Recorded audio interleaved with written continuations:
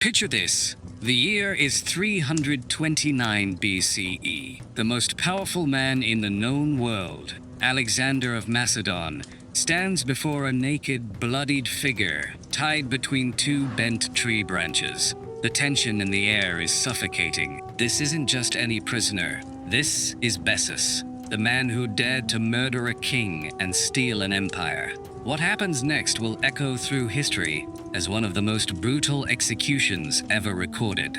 But how did we get here? How did a Persian satrap's ambition lead to such a horrifying end? The mighty Persian Empire, stretched across 3 continents, trembles on the brink of collapse. For over 2 centuries, it has been the superpower of the ancient world, controlling everything from the Indus River to the Mediterranean Sea. But now, a young Macedonian king with eyes like molten gold and an insatiable hunger for conquest has shattered its armies, burned its greatest city, and sent its ruler, Darius III, fleeing into the eastern wilderness. Imagine the terror ripple through the Persian court as news arrives. Granicus, defeated.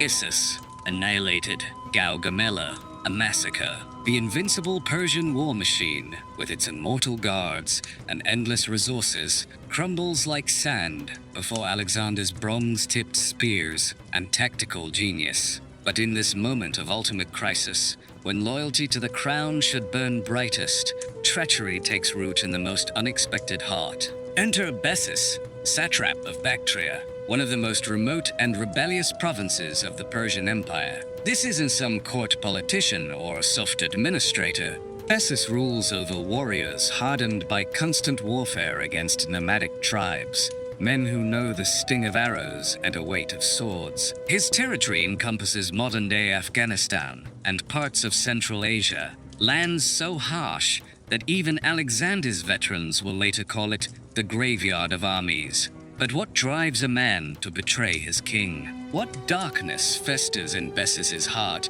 as he watches his empire burn? Picture him in his fortress palace, surrounded by the snow-capped peaks of the Hindu Kush, receiving dispatch after dispatch of Alexander's victories. Each message is another nail in Persia's coffin, another step closer to the unthinkable foreign occupation of the land of Cyrus and Darius the Great. Now witness one of history's most dramatic chases. Darius III, once the ruler of 40 million subjects, flees eastward with the remnants of his army. Gone is the golden chariot, the ceremonial robes, the divine majesty of Persian kingship. This is a broken man, desperate to reach the safety of Bactria, Bessus's domain, where he hopes to regroup and perhaps mount one final resistance against the Macedonian storm. The irony cuts deep. Darius, who once commanded armies of 100,000 men, now depends on the loyalty of regional governors like Bessus. But loyalty, as we'll see, is a luxury the dying empire can no longer afford. As Darius's reduced column struggles through the scorching heat of the Persian plateau, discipline breaks down. Soldiers desert in droves. Supplies run low. The great king's authority evaporates like dew under the merciless sun. In the suffocating darkness of a military tent, lit only by flickering oil lamps, history's most consequential conspiracy takes shape. Bessus doesn't act alone. He's joined by Nabazanes, the former cavalry commander, and Barsante, satrap of Arachosia. These aren't petty opportunists, but high-ranking Persian nobles who've concluded that Darius must die for Persia to live. Listen to their whispered arguments, echoing through the centuries. The king has lost the favor of Ahura Mazda. Alexander will show mercy to those who deliver Darius. Better a Persian king chosen by Persians than a Macedonian conqueror. The rationalization flows like poison honey, sweet to the tongue but deadly to swallow. But make no mistake, beneath the political rhetoric lurks naked ambition. Bessus sees himself not as Darius's successor, but as his replacement. In his mind, he's not committing regicide, but performing emergency surgery on a dying empire. The patient may scream, but the surgeon's hands must remain steady. The moment arrives with all the sudden violence of a lightning strike. Picture the scene. Darius rests in his tent, perhaps dreaming of better days when Persian power stretched to the horizon. The tent flaps burst open. Bessus enters with his co-conspirators, their faces masked by cloth, their daggers gleaming in the lamplight. What goes through the mind of a god-king in his final moments? Does Darius curse his murderers? Or does he simply accept that the wheel of fate has turned against him? Ancient sources tell us he fought back, that the tent became a scene of desperate struggle. Blood spatters the silk hangings. The king's death cries pierce the night air. And when it's over, when the great Darius III lies still forever, Bessus stands over the corpse of legitimacy itself. But murdering a king is the easy part. What comes next? Claiming the throne, commanding loyalty, facing Alexander's wrath. That's where the real challenge begins. And as Bessus will learn, some crowns are too heavy for mortal heads to bear. With Darius's blood still warm on his blade, Bessus commits the ultimate act of hubris. He proclaims himself Artaxerxes V, taking the name of great Persian kings who ruled when the empire was at its zenith. Imagine the audacity. This provincial governor, this regicide, draping himself in the symbols of divine kingship while standing over his predecessor's corpse. The proclamation ripples across what remains of the Persian Empire, like a stone thrown into a stagnant pool. Some eastern satraps, desperate for leadership, rally to the new king. Others flee westward, hoping to make their peace with Alexander, but most simply wait, knowing that the storm approaching from the west will soon settle all accounts. Bessus establishes his capital at Bactria, the great city that controlled the Silk Road passages through the Hindu Kush. Here, surrounded by the fierce Bactrian cavalry that had once served Darius faithfully, he prepares for war against Alexander. But preparation requires more than just weapons and walls. It requires the kind of legitimacy that can't be stolen at sword point. When news of Darius's murder reaches Alexander, his reaction isn't the joy his enemies expect, but something far more dangerous.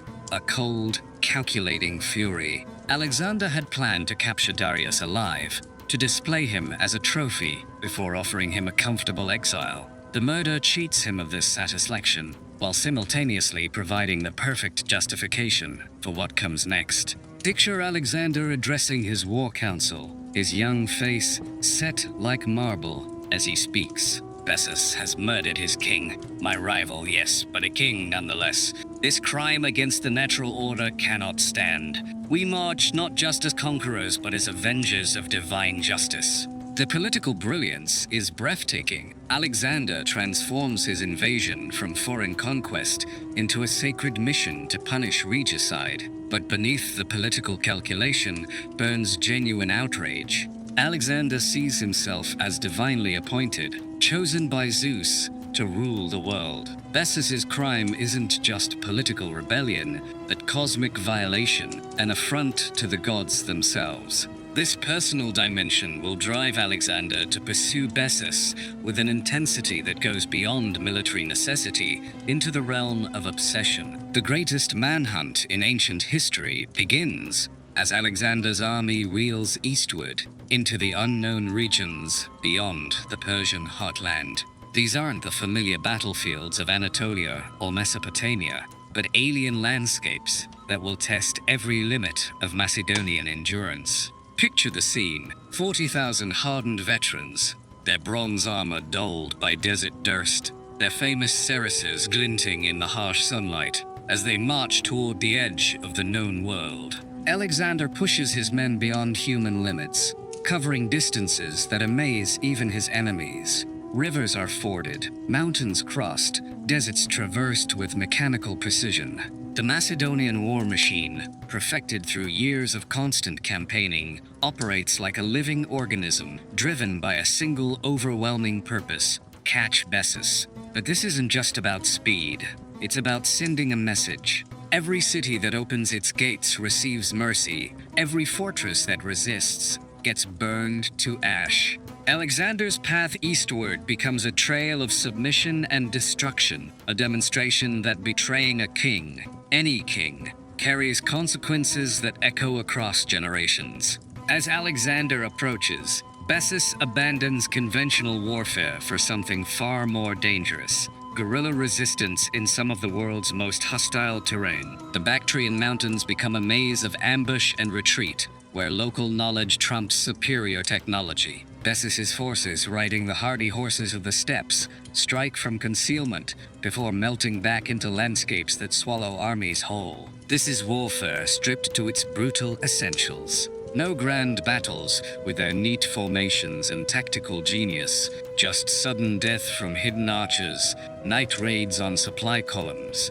the constant attrition that breaks armies not through dramatic defeat, but slow bleeding. Alexander's veterans, accustomed to victories won in afternoon, find themselves fighting shadows in a war that has no clear front lines. The psychological pressure becomes unbearable. These are men who stood at Gargamella and watched the Persian Empire die in a single day. Now they're hunting phantoms through mountain passes where avalanches and arrows pose equal threats.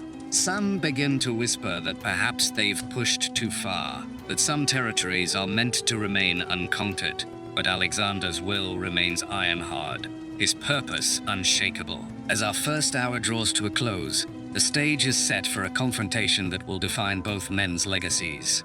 Alexander, the divine conqueror who's never known defeat, faces his most elusive enemy in terrain that favors the hunted over the hunter. Bessus, the regicide-turned-false king, discovers that wearing a stolen crown makes every shadow a potential assassin, every ally a possible betrayer. The net is closing, but slowly, inexorably, like a noose crafted from the finest Persian silk. Each day brings fresh intelligence, new defections from Bessus's shrinking coalition. The Bactrian lords who once hailed him as their liberator begin to calculate the odds of Alexander's clemency versus his wrath. And in this deadly mathematics of survival, loyalty becomes just another commodity to be traded for the highest price. What happens when an unstoppable force meets an apparently immovable object? What price will both men pay for this collision between ambition and justice? The answers lie ahead, in the blood-soaked snow of the Hindu Kush, where the fate of empires will be decided by the choices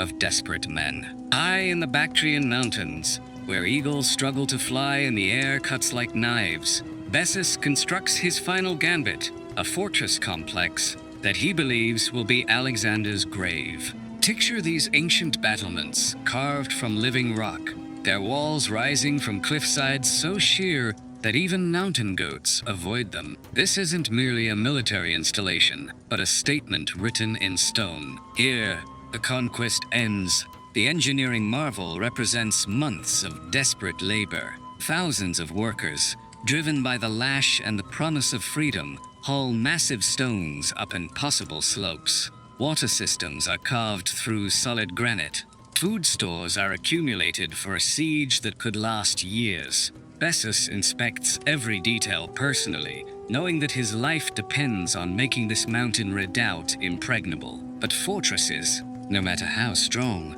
require defenders who believe in the cause.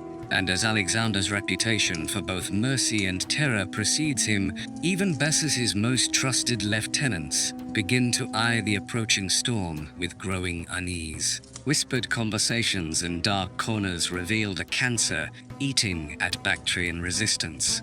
Not fear of dying, but fear of backing the one horse in history's most consequential race. Alexander approaches the Bactrian strongholds like a chess master, moving pieces across a board where every square represents life or death. This isn't the open field warfare that made him famous, but something entirely different. Vertical combat, where rope and crampon matter as much as sword and spear. Watch as the Macedonian engineers, men who've bridged the Hellespont and scaled the walls of Tyre, face their ultimate challenge. The siege techniques Alexander employs would impress modern military engineers. Catapults are disassembled, carried up mountain paths piece by piece, then reassembled on precipices that make construction workers weep. Sappers tunnel through solid rock, their picks ringing like death bells in the thin mountain air. And always, the relentless pressure of encirclement tightens like a python's coils around increasingly desperate defenders. But the real weapon isn't bronze or iron, it's psychology. Alexander ensures that every captured Bactrian receives better treatment than Bessus's own soldiers. Deserters are welcomed with gold and promises of land. Former enemies become honored allies overnight. The message spreads through the mountain passes like wildfire. Alexander rewards service, but punishes betrayal with unimaginable cruelty. The first crack in Bessus's coalition comes from an unexpected source. His own cousin, Spitamenes, a man whose loyalty should be written in blood and forged in childhood memories. But loyalty, like water, flows downhill toward the most powerful force available, and power, in 329 BC, has a Macedonian accent and eyes that burn like coals from Zeus' own forge. Spitamenes doesn't defect openly. That would be too dangerous while Bessus still commands loyal troops. Instead, he begins the delicate dance of treachery, sending secret messengers to Alexander's camp under cover of darkness. The negotiations that follow would make modern diplomats weep with their complexity. Every word must be chosen carefully, every promise calibrated to provide maximum advantage while maintaining plausible deniability. Picture the midnight meetings in abandoned villages, where hooded figures exchange coded messages by lamplight. Spitamenes offers not just his own surrender, but something far more valuable: detailed intelligence about Bessus's troop movements, supply routes, and psychological state. The price he demands isn't gold or territory, but something more precious in these uncertain times: a guarantee of survival in Alexander's new world order. Alexander's spy network, inherited from his father Philip, but perfected through years of constant warfare, becomes the true weapon that brings down Bessus. Every merchant caravan carries hidden operatives. Every tribal chief receives visits from men bearing Macedonian gold and threats. The mountains themselves seem to have eyes and ears loyal to the conqueror from the west. The psychological warfare is devastating in its precision. False intelligence is fed to Bessus's scouts, leading his armies into carefully prepared ambushes. Supply convoys disappear without trace, their contents somehow ending up in Alexander's hands. Most damaging of all, the steady stream of defections accelerates, as word spreads that resistance is not just futile, but actively counterproductive to survival. Bessus finds himself fighting a war where every decision is anticipated, every move counted, before it can develop into effective action. His own war councils become exercises in paranoia as he wonders which of his remaining supporters might be feeding information to the enemy. The isolation that was supposed to be his greatest strength, the impregnable mountain fortress, becomes a prison where trust dies and fear breeds like plague. The final phase of conventional warfare begins as Alexander's forces encircle Bactria itself, the ancient city that controls the crossroads between east and west. But this isn't a typical siege. It's a demonstration of overwhelming technical superiority, designed to break enemy morale before the real fighting begins. The siege engines that appear before Bactria's walls represent the pinnacle of Greek military engineering, machines that throw stones the size of millstones and arrows longer than spears. The defenders watch in growing horror as Alexander's engineers accomplish the impossible. Massive earthworks rise from the plain like man-made mountains. Siege towers, taller than the city's walls, advance on wheels, reinforced with iron. The famous Macedonian efficiency, honed through 100 captured cities, transforms the siege into a scientific exercise where outcome is predetermined by superior resources and unbreakable will. But the real pressure isn't military, it's economic. Alexander's control of the surrounding countryside means that nothing enters or leaves Bactria without his permission. Food supplies dwindle, medicine becomes scarce. The civilian population, who never asked to be part of Bessus's rebellion, begins to view their self-proclaimed king not as a liberator, but as the author of their suffering. The moment that seals Bessus's fate comes not from enemy action, but from the ultimate betrayal, the defection of his innermost circle. Spitamenes, having secured Alexander's promises of clemency, finally acts on his secret negotiations. But he doesn't act alone. The conspiracy that brings down Bessus mirrors the one that destroyed Darius, but with a cruel irony that history will savor for millennia. Picture the scene. Bessus holds his final war council, surrounded by men he's known since childhood, discussing desperate plans for breaking Alexander's siege. The lamps flicker, casting dancing shadows on faces that conceal deadly secrets. When Spitamenus speaks, his words carry the weight of inevitability. "My king, we must consider terms." But the terms he has in mind aren't negotiation, they're surrender, complete and absolute. The capture happens with shocking suddenness. One moment Bessus is commanding his shrinking army, the next, he's bound with chains forged in the workshops of Bactria itself. The irony cuts deep. The city he chose as his capital provides the very metal that seals his doom. His own guards, men who swore sacred oaths of loyalty, become his jailers overnight. The transformation from king to prisoner takes less time than it takes for the sun to set behind the Hindu Kush. Spitamenus approaches Alexander's camp like a merchant delivering precious cargo, but the goods he carries will shake the ancient world to its foundations. Bessus, once the self-proclaimed Artaxerxes V, arrives naked and bound, his royal pretensions stripped away along with his clothing. The symbolism is deliberate and devastating. This broken figure represents the final death of Persian resistance. Alexander's reaction to seeing his greatest enemy delivered in chains reveals the complex psychology of the god king. There's no joy in the young conqueror's eyes, no triumph in his voice. Instead, witnesses report a cold satisfaction, the grim pleasure of a cosmic balance being restored. The man who murdered his king now faces the judgment of the gods, delivered through Alexander's divinely appointed authority. The moment crystallizes. Everything the war has been about. Two concepts of kingship, Persian and Macedonian, face each other across a gulf that can only be bridged by blood. Bessus, stripped of everything except his hatred, stares into the eyes of his nemesis and sees not just personal doom, but the death of everything he'd fought to preserve. The Persian Empire dies not with the fall of cities, but with this moment of absolute humiliation. What follows isn't a trial in any modern sense, but something far more ancient and terrible, a divine inquisition where Alexander serves as both prosecutor and judge. The questions come with the precision of arrows, each designed to expose not just actions but motivations. Why did you murder your king? By what right did you claim the crown? What made you think you could defy the will of heaven? Bessus's answers, recorded by court historians, reveal a man wrestling with the ultimate questions of loyalty, ambition, and survival. Does he express remorse for killing Darius, or does he justify it as necessary for Persian resistance?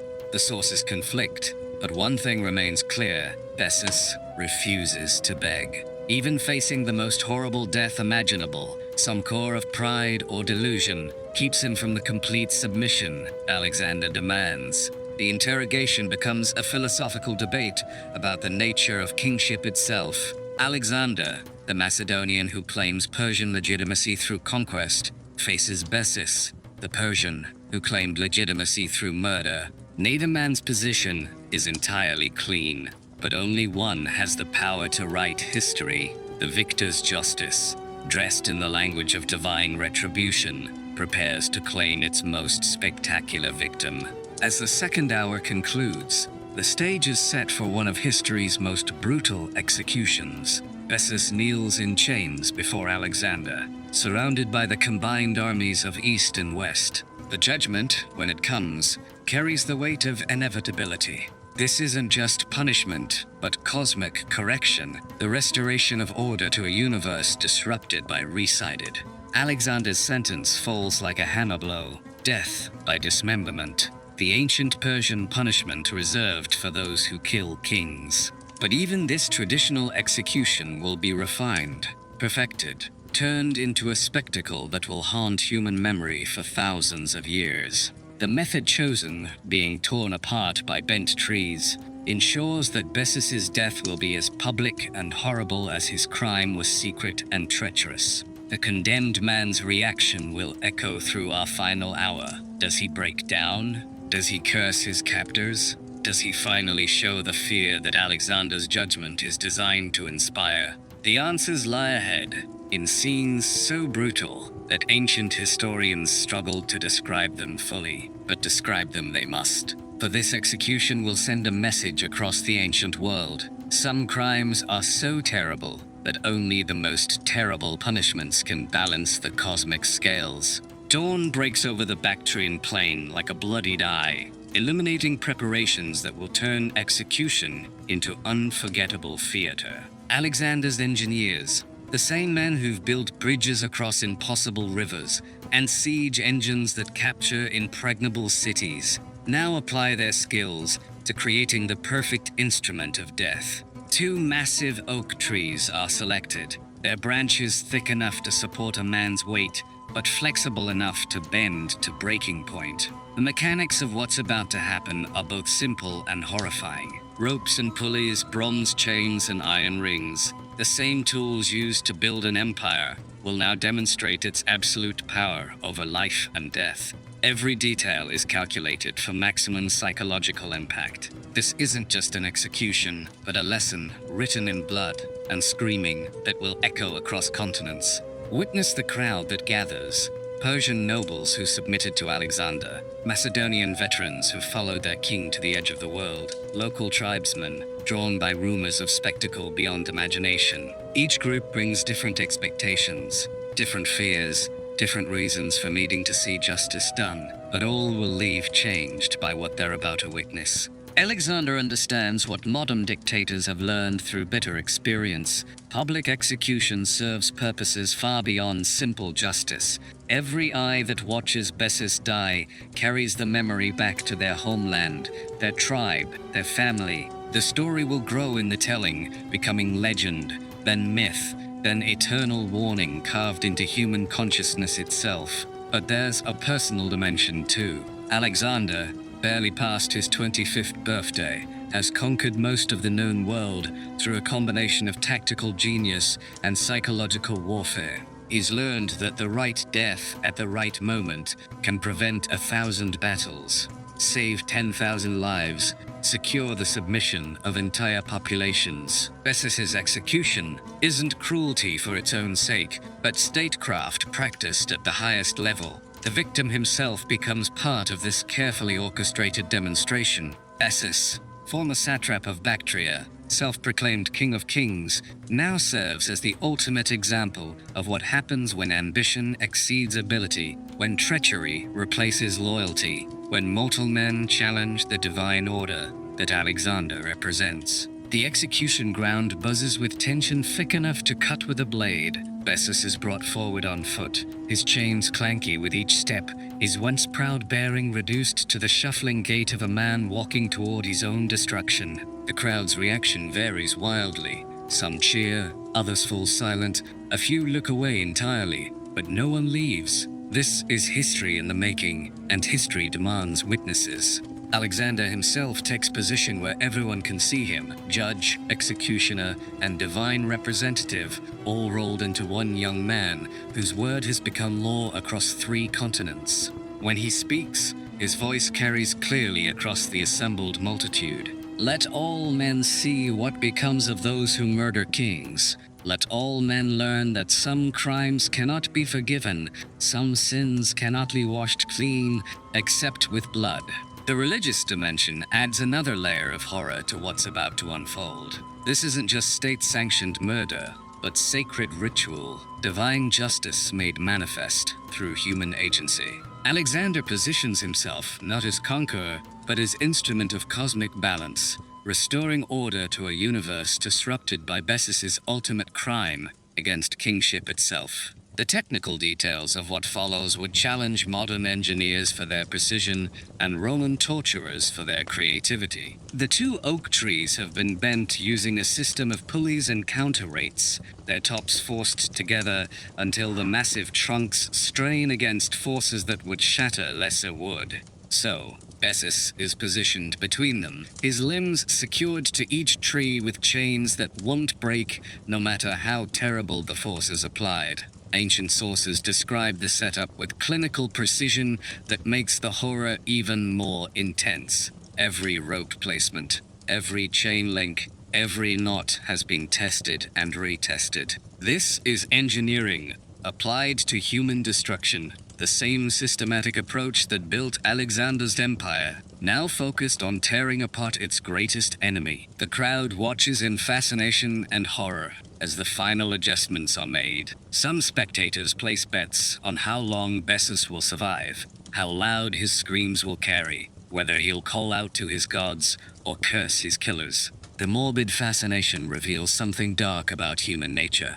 The same impulse that builds civilizations also delights in watching them tear apart their enemies. When Alexander gives the signal, the ropes are cut with ceremonial daggers, blessed by priests of Zeus and Ahura Mazda alike. The trees string apart with explosive force that generates a sound like thunder rolling across the mountains. But this natural sound is immediately drowned by something far more terrible: the screams of a man being literally torn in half by forces no human body was ever meant to endure. The physics of what happens next defies comfortable description. Bone separates from bone with sounds like branches snapping. Sinews stretch beyond their breaking point and part with wet, tearing noises that carry clearly in the mountain air. Blood flies in great arcs that paint the ground and the nearest spectators in crimson testimony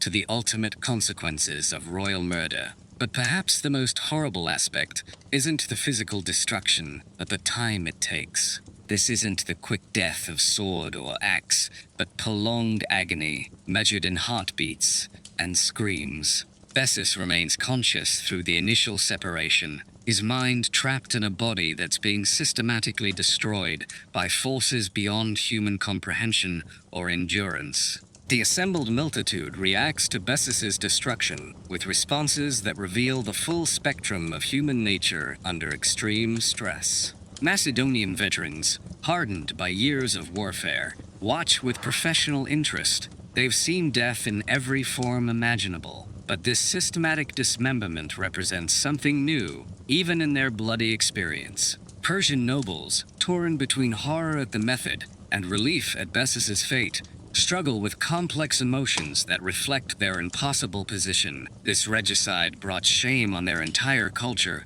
but his punishment exceeds anything in their legal tradition. They witness not just an execution, but a cultural collision between Macedonian directness and Persian subtlety, played out in the most brutal terms possible. Local tribesmen, accustomed to harsh justice in harsh lands, nonetheless find themselves shaken by the precision and theatrality of what they're witnessing. This isn't the quick violence of tribal warfare, but something far more calculated, more deliberate, more designed to linger in memory long after the screaming stops. As Bessus's life ebbs away in screams and blood, Alexander achieves something far more significant than simple revenge. The execution becomes a symbolic victory over the forces of chaos that regicide represents. By punishing the murder of one king so spectacularly, Alexander reinforces the sacred nature of kingship itself, including his own claim to divine authority over the conquered Persian territories. The message resonates across the ancient world with startling clarity. Attack a king, any king, and face consequences that transcend normal human justice. Alexander transforms himself from foreign conqueror into defender of cosmic order, the man who punishes crimes so terrible that they threaten the very structure of civilized society. But there's a personal dimension too. In destroying Bessus so completely, Alexander exorcises demons that have haunted him since childhood. His own father Philip was assassinated by a bodyguard, a crime that still burns in Alexander's memory like acid.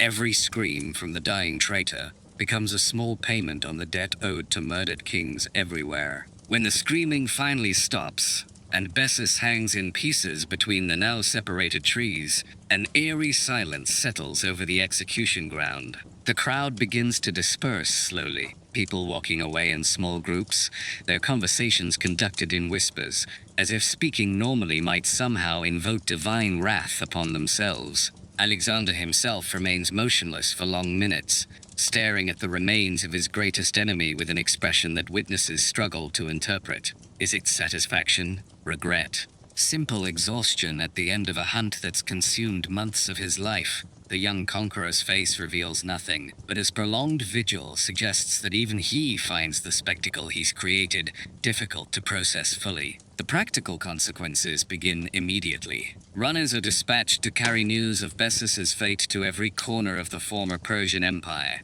The story will travel faster than armies, spreading across trade routes and tribal networks, until every potential rebel knows exactly what Alexander does to those who challenge his authority through regicide or any other form of ultimate defiance. The execution of Bessus reverberates through ancient history, with consequences that extend far beyond the immediate satisfaction of Alexander's desire for justice. Persian resistance to Macedonian rule, which had shown signs of organizing around Bessus's claim to legitimate kingship, collapses entirely with his gruesome death. No other Persian noble dares claim the crown after witnessing what happens to royal pretenders. The method chosen sends specific messages to different audiences across Alexander's growing empire. To Greeks and Macedonians, it demonstrates their king's commitment to justice and cosmic order. To Persians, it shows respect for their traditional punishments, while exceeding them in spectacular fashion. To barbarian tribes watching from the fringes,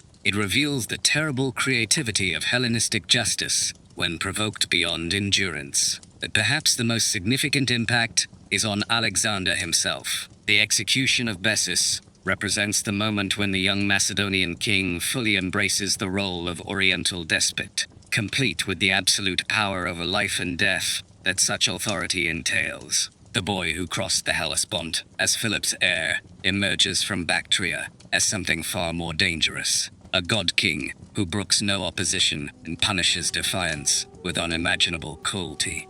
In the years following Bessus's execution, the story grows in the telling until it becomes one of the defining legends of Alexander's reign. Historians, poets, and storytellers across the ancient world struggle to capture the full horror and significance of what happened on that Bactrian plain. Each retelling adds new details, new interpretations, new layers of meaning to an event that already strains human comprehension. The execution becomes a touchstone for discussions about justice, kingship, and the limits of acceptable behavior even in warfare. Roman historians will later use it as an example of both Alexander's greatness and his growing corruption by Oriental luxury and cruelty. Christian writers will see it as divine justice, working through human agency. Islamic scholars will debate whether such extreme measures can ever be justified by political necessity. But beyond all interpretation and analysis lies the simple, brutal fact: a man who murdered his king was torn apart by bent trees while thousands watched,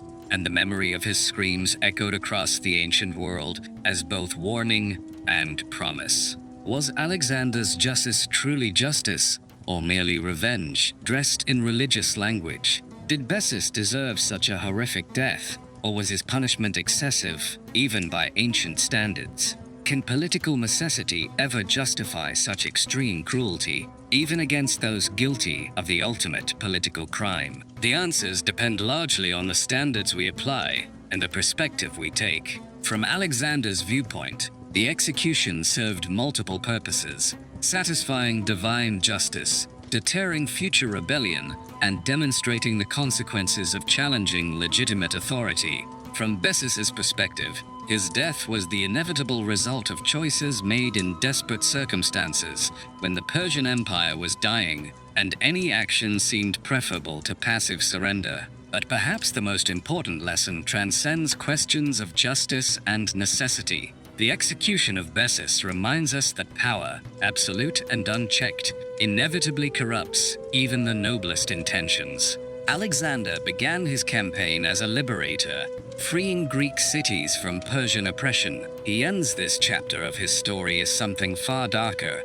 a ruler who tears men apart with trees to make political points. The transformation from hero to tyrant, from liberator to despot, from Alexander the Great to Alexander the Terrible, begins with moments like these. Each compromise with absolute power makes the next one easier. Each act of extreme violence normalizes the next escalation. By the time Alexander dies in Babylon, barely 6 years after Bessus's execution, he will have become something his father Philip would struggle to recognize: a god-king drunk on his own divinity and the intoxicating certainty that his will alone shapes reality. Well, and even in its horror, Bessus's fate serves a purpose that echoes through history. Every tyrant who rises, every rebel who plots, every ambitious noble who eyes his sovereign's crown must reckon with this ancient truth.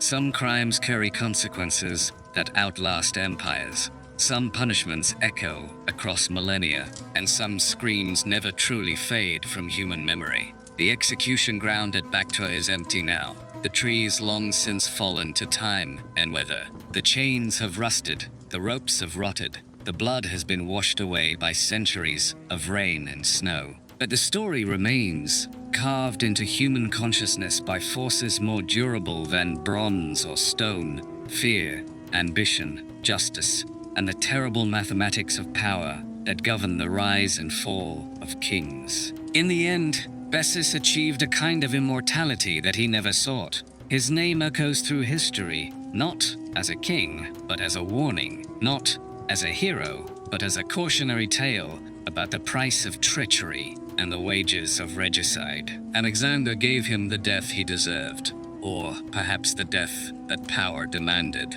the judgment of which remains for each observer to make, weighing justice against cruelty, necessity against excess, the demands of empire against the limits of human decency. And so ends the tale of Bessus the traitor, torn apart by Alexander's justice on a windswept plain where East met West in the most brutal collision of cultures and consequences the ancient world had ever seen. It's the day of the year. His screams have long since faded, but the questions they raised about power, justice, and the price of betrayal continue to haunt us across the centuries, as relevant today as they were in that terrible dawn when trees became instruments of divine retribution, and one man's death became humanity's eternal lesson in the wages of ultimate treachery.